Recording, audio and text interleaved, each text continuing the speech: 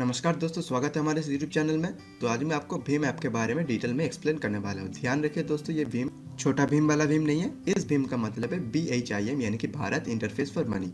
हाल ही में हमारे Indian government ने ये एप्लीकेशन को लॉन्च किया है और इस एप्लीकेशन के द्वारा आप अपने बैंक अकाउंट से किसी भी बैंक अकाउंट में 1 सेकंड के अंदर अंदर पैसे भेज सकते हो या फिर किसी से पैसे रिसीव भी कर सकते हो। तो डिटेल में बताने वाला हूँ, ध्यान से इस वीडियो को अंत तक देखते रहिए। इस एप्लीकेशन को डाउनलोड करने के बारे में एक अलग सा वीडियो मैंने ऑलरेडी बनाया है, जिसका लिंक आपको आई कार्ड और डिस्क्रिप्शन में मिल जाएगा। तो चलिए मोबाइल फ़ोन में देखते ही इस एप्लीकेशन में काम कैसे किया जाता है। तो दोस्तों, मैंने अपना इस एप्लीकेशन को ओपन कर लिया। इसके बाद आपको नेक्स्ट करते जाना है और लास्ट में लेट्स गेट स्टार्टेड में क्लिक करना है। उसके बाद एक SMS जाएगा आपके मोबाइल फ़ोन से। ध्यान में रखिएगा कि ये SMS आप जिस नंबर को सेलेक्ट करोगे, जिस सिम कार्ड को, वो आपका रजिस्टर्ड सिम कार्ड होना चाहिए, मतलब बैंक से लिंक्ड होना चाहिए। अगर आपको यहाँ पर ऑप्शन नहीं दिखा रहा है तो आप अपना सिम कार्ड सेटिंग में जाइए और अपना जो सिम कार्ड बैंक से रजिस्टर्ड है उस सिम कार्ड को सेलेक्ट कर लीजिए SMS के खातिर अपना। अगर आपका वर्जन एंड्रॉयड लॉलीपॉप या फिर एंड्रॉयड मार्शमेलो, मतलब एंड्रॉयड 5.0 एंड 6.0 से नीचे है, तो आपका ये सिम कार्ड का ऑप्शन नहीं आ सकता है। तो आप सिम कार्ड सेटिंग में चेक कर लीजिए। तो ये मेरा मोबाइल नंबर वेरीफाई हो चुका है। अब बारी है पासवर्ड सेट करने का। तो आपको 4 डिजिट का इस एप्लीकेशन का पासवर्ड सेट करना है। तो मैंने अपना पासवर्ड सेट कर लिया है। अब चलिए कंफर्म कर देता हूँ। तो दोस्तों, यहाँ पर आप 3 चीज़ देख सकते हो, send, request and scan and पे। अगर आप किसी का UPI एड्रेस या फिर मोबाइल नंबर @UPI डालोगे तो आप पैसे भेज सकते हो। सेम चीज़ आपके लिए भी लागू होता है। अगर आपका मोबाइल नंबर या फिर आपका UPI एड्रेस कोई डालकर आपको पैसे भेज सकते हैं। अगर आपको UPI एड्रेस यानी कि UPI के वर्चुअल एड्रेस के बारे में नहीं पता है तो आप मेरा UPI वाला वीडियो देख सकते हो, वहाँ पर मैंने डिटेल में बताया हुआ है। अब स्कैन एंड पे वाला जो सेक्शन है, वहाँ पर आप किसी का QR कोड स्कैन करके पैसे भेज सकते हो। आप खुद का भी QR कोड जनरेट कर सकते हो। उसके लिए आपको इस ऑप्शन में जाना पड़ेगा। वहाँ से अपना अकाउंट का QR कोड जनरेट कर सकते हो। और अगर वो कोई बंदा आपका वो QR कोड स्कैन करे तो आपको जितना चाहे पैसे आपको भी भेज सकता है। जिस तरह पेटीएम काम करता है उसी तरह ये ऐप भी QR कोड के थ्रू काम कर सकता है। तो नेक्स्ट जो चीज़ है वो है, अगर आपका एक नंबर से 3 या 4 बैंक अकाउंट लिंक्ड है तो आप क्या करोगे। यहाँ पर आप बैंक अकाउंट सेक्शन में जाओगे, एक तो दिखाएगा। उसके बाद आप चेंज अकाउंट में जाओगे। चेंज अकाउंट में जाने के बाद आप अपना जो दूसरा बैंक है उसको सेलेक्ट करोगे तो वो अकाउंट भी दिखा देगा। यहाँ पर एक ही बैंक अकाउंट लिंक्ड है इस नंबर से, इसीलिए यहाँ पर एक ही दिखाएगा। अगर आपका मल्टीपल बैंक अकाउंट लिंक्ड है तो आप यहाँ से चूज कर सकते हो और चेंज कर सकते हो। तो अब मैं पेमेंट करके दिखाता हूँ। तो उसके लिए मैं सेंड ऑप्शन में जाता हूँ। यहाँ पर 3 ऑप्शन होगा। पहले तो आपको 2 दिख रहा है, तीसरा मैं बता दूंगा बाद में। तो mobile number, payment address. Mobile number क्या है, आप जिनको पैसे भेज रहे हो उनका जो मोबाइल नंबर है बैंक से लिंक, मतलब आपका जैसे आपका बैंक से अकाउंट से लिंक मोबाइल नंबर था, उसी तरह आप जिनको पैसे भेज रहे हो उनका भी एक बैंक से मोबाइल नंबर लिंक्ड होगा। उस मोबाइल नंबर को आपको यहाँ पर डालना पड़ेगा, @UPI। ये 3 अक्षर आपको यहाँ पर डालना पड़ेगा, तो उनका बैंक अकाउंट में पैसा चला जाएगा।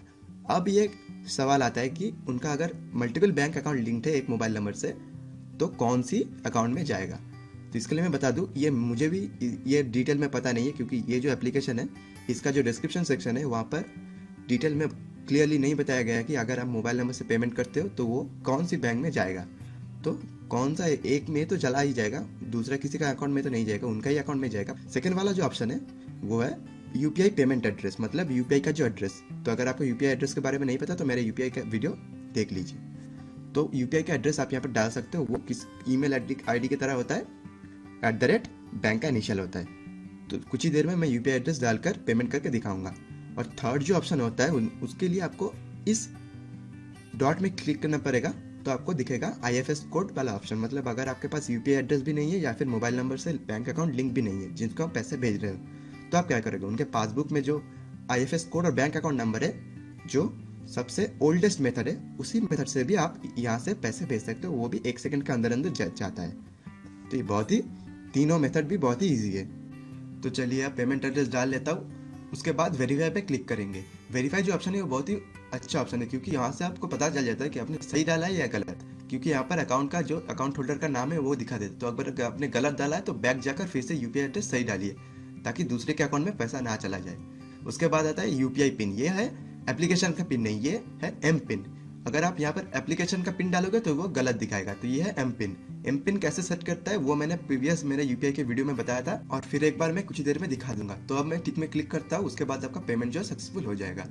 तो अब बारी ये यूपीआई पिन और यूपीआई एड्रेस, मतलब एम पिन और यूपीआई का जो पेमेंट एड्रेस है वो आप कैसे सेलेक्ट करोगे।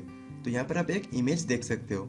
तो ये एक माई प्रोफाइल सेक्शन का स्क्रीनशॉट है। यहाँ से आप अपना क्यूआर कोड शेयर और डाउनलोड कर सकते हो और अपना पेमेंट एड्रेस बना सकते हो। यहाँ पर आप देख सकते हो एक पेमेंट एड्रेस ब्लर किया हुआ है, वो आपका प्राइमरी पेमेंट एड्रेस है, यानी कि मोबाइल नंबर @UPI होगा। उसके बाद अपना पेमेंट एड्रेस आप एक कस्टमाइज बना सकते हो जो ईमेल एड्रेस की तरह होगा, किसी का सेम नहीं होगा। वहाँ पर आपको कुछ ऑप्शन दिखाएगा और अपना खुद का चूज कर सकते हो या फिर आपका खुद भी बना सकते हो। तो अब आ रही थी यूपीआई पिन यानी कि एम पिन की। उसके लिए आपको बैंक अकाउंट सेक्शन में जाना पड़ेगा। वहाँ से आप देख सकते हो यहाँ पर आपको सेट यूपीआई पिन का ऑप्शन आएगा। अगर आपका यूपीआई पिन ऑलरेडी सेट है, जैसे यहाँ पर है, तो यहाँ पर रीसेट और चेंज का ऑप्शन दिखाएगा, यानी कि आपका यूपीआई पिन आप सेट भी कर सकते हो नहीं हो तो, और रीसेट और चेंज कर सकते हो अगर आपका यूपीआई पिन ऑलरेडी है। तो यूपीआई पिन बेसिकली 6 डिजिट और 4 डिजिट का होता है। जैसे कि यहाँ पर यूनियन बैंक का है 4 डिजिट और स्टेट बैंक का होता है 6 डिजिट। उस तरह भी वेरी करता है बैंक टू बैंक। और एक चीज़, इस एप्लीकेशन के लिए आपको 2 पिन लगता है। पहला जो आपने फर्स्ट जो पिन सेट किया था वो एप्लीकेशन पिन है, और एक है एम पिन यानी कि यूपीआई पिन। इन दोनों के पिन की मदद से आप ट्रांजैक्शन को कर सकते हो। तो ये होगा इस ऐप के बारे में सब कुछ। और अगर आपको इसके बाद भी कोई क्वेश्चन या सुझाव हो तो प्लीज़ कमेंट में लिखना ना भूलें। तो धन्यवाद दोस्तों ये वीडियो देखने के लिए। अगर आपको ये वीडियो पसंद आए तो प्लीज़ इस वीडियो को लाइक कीजिए और इस वीडियो को शेयर कीजिए ताकि दूसरों को भी इस इन्फॉर्मेशन से मदद मिले। और हमारे चैनल को सब्सक्राइब कीजिए ताकि आपको इस तरह का कंटेंट और भी मिलता रहे। तो धन्यवाद दोस्तों ये वीडियो देखने के लिए। आपका दिन शुभ हो। जय हिंद, वंदे मातरम, सत्यमेव जयते।